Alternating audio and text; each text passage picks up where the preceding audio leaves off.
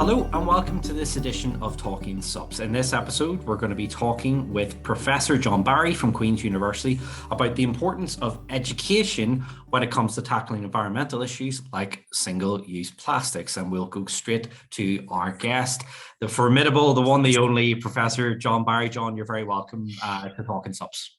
Good to talk to you, David. John, just to start off with education, right? We often think about, when we talk about the environment and we talk about how we tackle issues and getting behavior change, particularly around things like getting the right behaviors on single-use plastics. How important is education in that piece of that argument? It's absolutely vital. And in many respects, not that every environmental issue can be reduced to this, but the issue of the life cycle of a product or a service is really important, i.e., where do we get the materials that we make the product from? What happens at the end? And it's sad to think that many people don't connect oil to plastic. That's where it's hydrocarbons that we get out of the ground, which then, of course, cause major environmental problems in terms of climate breakdown if we use it for fuel, as well as fueling, regimes like Russia. But in this case, the single-use plastic is an important issue to understand. A, it comes from oil. The fact is that there is no natural equivalent of plastic in the environment. That's why the earth and ecosystems find it hard to break down at the other end. So I do think education is important in the same way that we should, connect our use of electricity and ask ourselves, well, where's that electricity coming from? So education should just be seen more than simply knowing about the details, but actually more this issue of always being curious to say, well, where does this come from? Where's it going? And ideally to try and, get people's heads around the fact that we do need to move away from our essentially linear economy, which is a take, make and throw away. And emblematic of this, indeed of our modern economy, is single-use plastic. It's been tremendously useful, don't get me wrong, particularly around medical and health issues. But the problem is we're now producing too much of them, and we do have alternatives. Yeah, and John, just in terms of the wider piece, you've been talking, because I know it's something that you were talking about at a recent conference. We were having looking at climate clever communities. You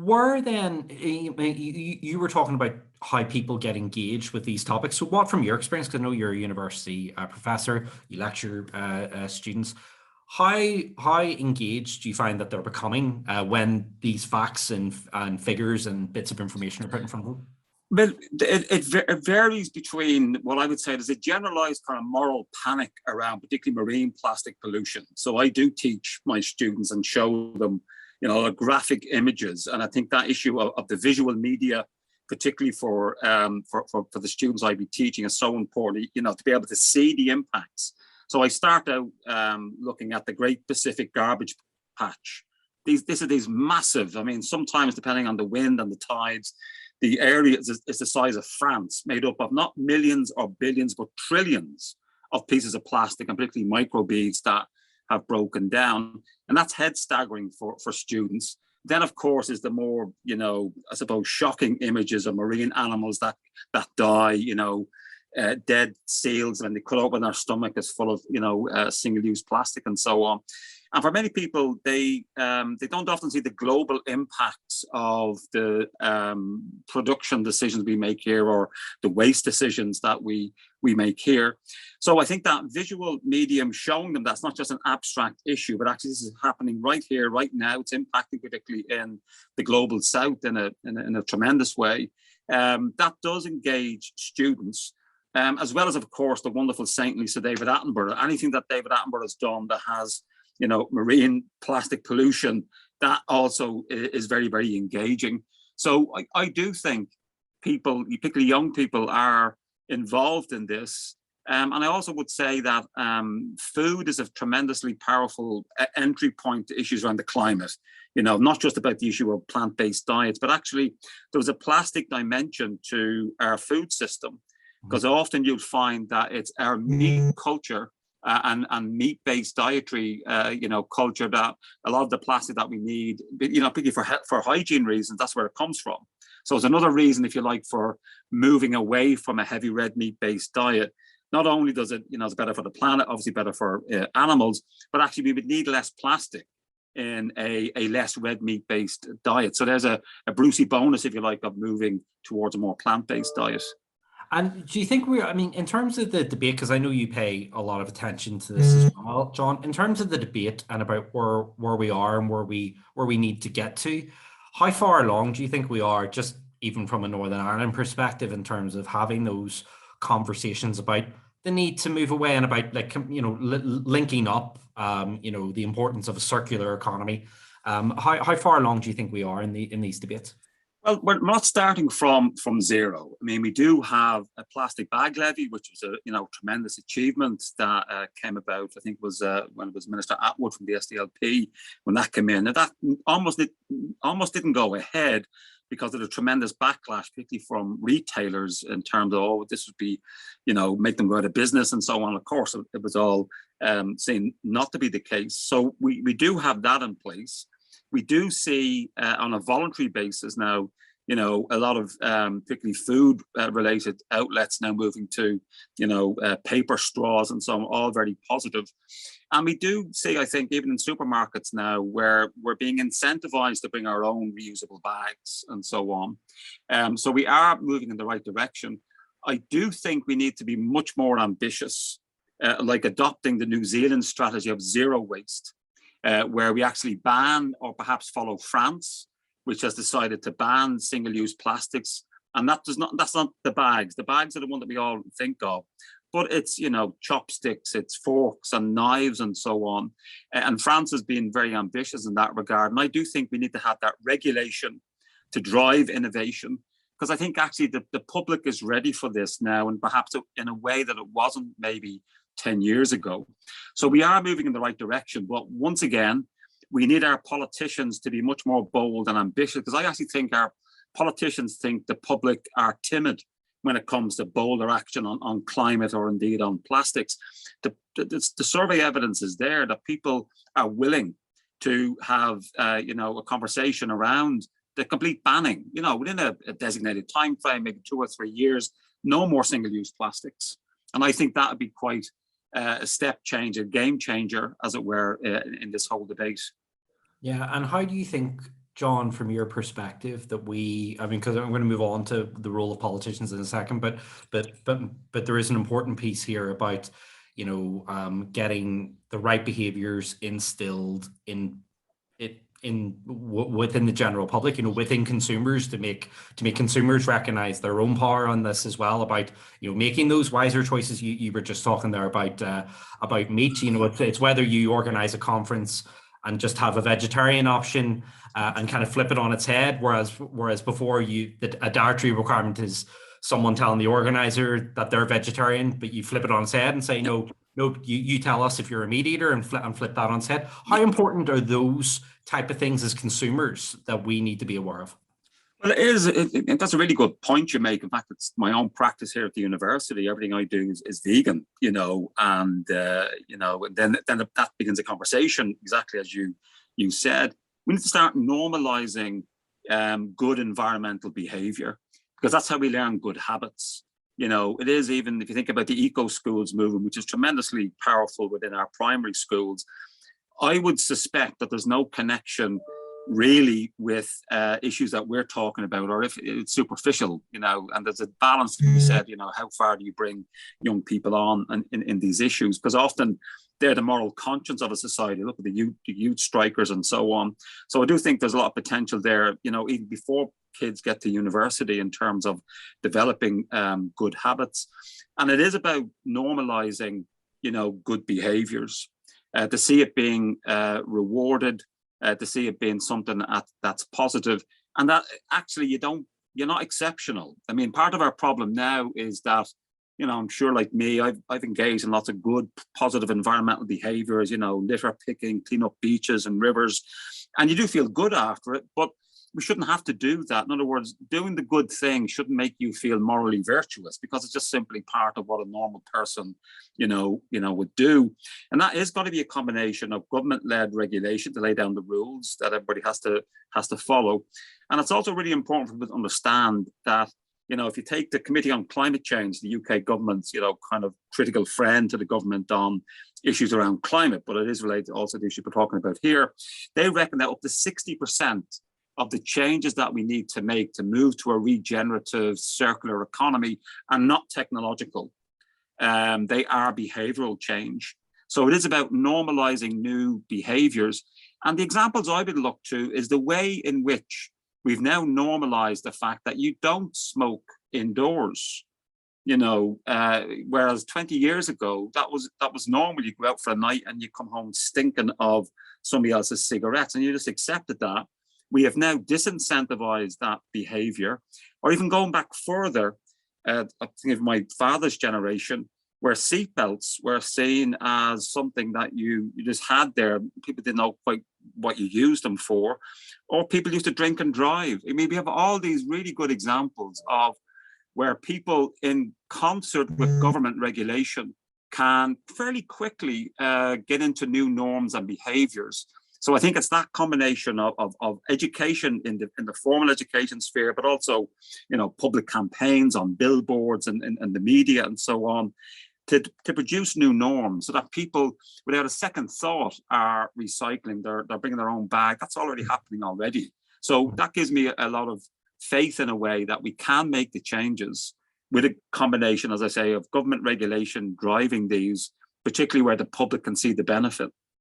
Okay. And why then, because I know, John, you were a local councillor, why should, because, and this is something that this series is really hoping to hammer home here, why should local councillors, MLAs, why should they be taking these things seriously, but then also looking for ideas for ways in which they can progress those regulations? Because, all right, we've got the Climate Change Act. It's an important piece of legislation, but, it's not mission accomplished by any stretch of the imagination. Yes. I mean, it's very true. I mean, I'll just say that the Climate Change Act that we now have is, in my view, milk and water in comparison to the more robust policies that we need. But listen, it's better than nothing. Yes, when I was a local councillor, the reality really struck me, and it didn't strike me when I wasn't a councillor, and most householders probably don't know this, but the single biggest cost to any council, not just in Northern Ireland, but perhaps on these islands, is waste. It's the single biggest issue that councils spend.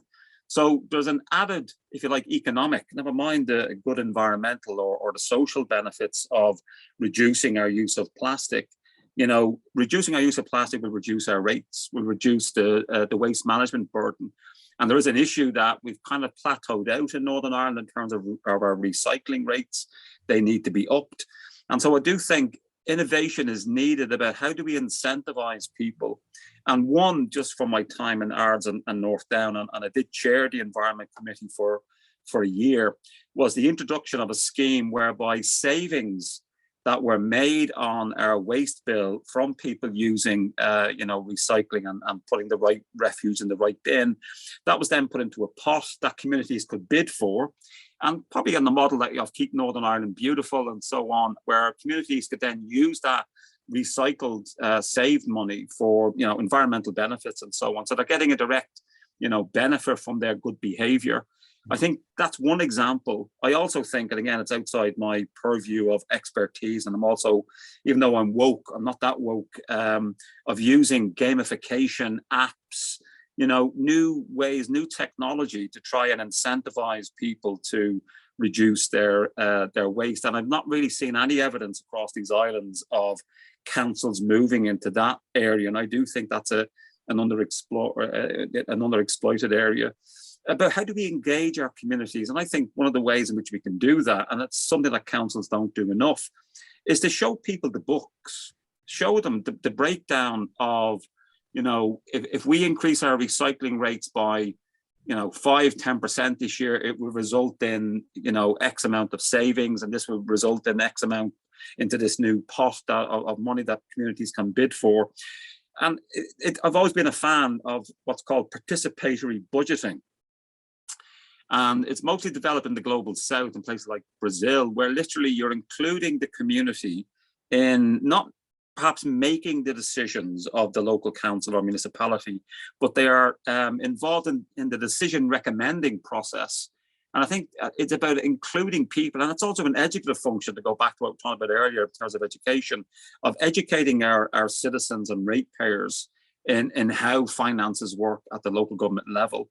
And I'm sure there are others. And I do think there is a role, just finally, for the academy, and it's something I spoke about at that Climate Clever Communities conference, that we in the academy need to do an awful lot more of getting out of our ivory towers, getting into our communities alongside councillors and citizens groups, to try and bring some of the enormous intellectual capital here at Queen's, at UU, Belfast, Met, which is underused in terms of coming up with clever ideas that we can, incentivize, mobilize and enthuse people.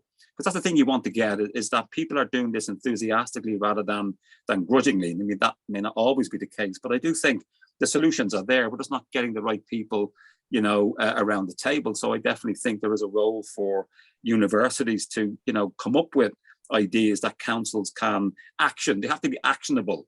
This is not about, condemning the evils of capitalism and all the other stuff that I usually go on about, although that is important as well. These are just trying to find actionable policies that can be done in the here and now.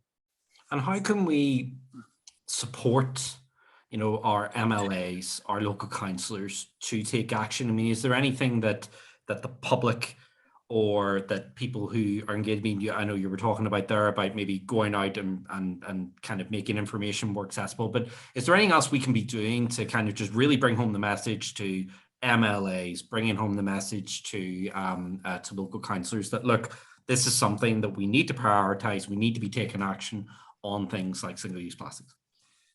I mean, really, and I mean, it's something that I've always thought, is that you should not be able to stand for council, or if you do get elected as a councillor or an MLA, that there should be mandatory training in basic science.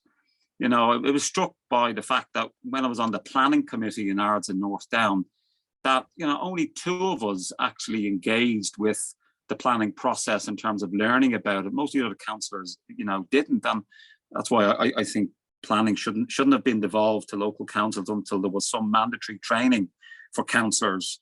And so there is something around, again, education of our MLAs in terms of the basic science of ecology, waste management, and so on. Now, don't get me wrong, many people learn on the job around this.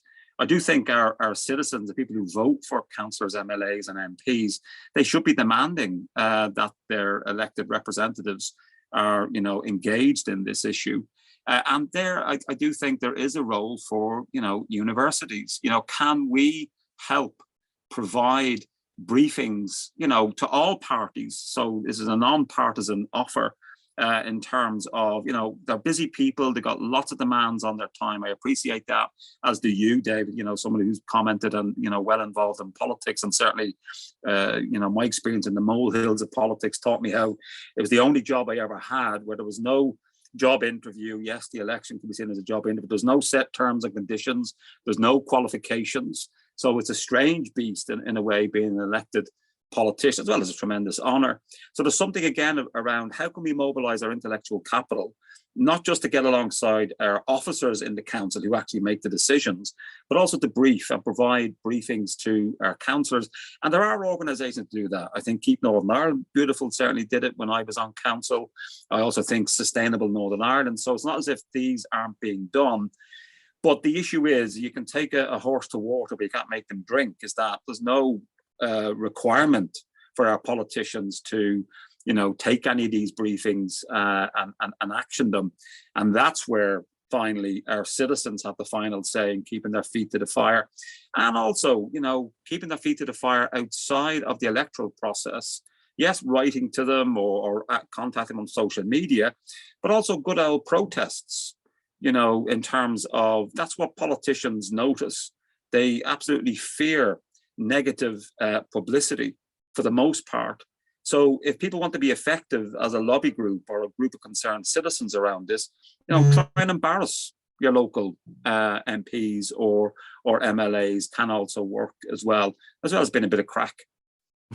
Okay, John. As always, I kind of thought something like that might creep into our conversation on this. But John, thank you very much for once again being very good and sharing your insights with us here on this episode of Talking SUPs. No problem at all, David. Thank you for listening to this episode of Talking SUPs. Please remember to hit the subscribe button so that you can keep up to date with all future episodes from this series. Thank you for watching.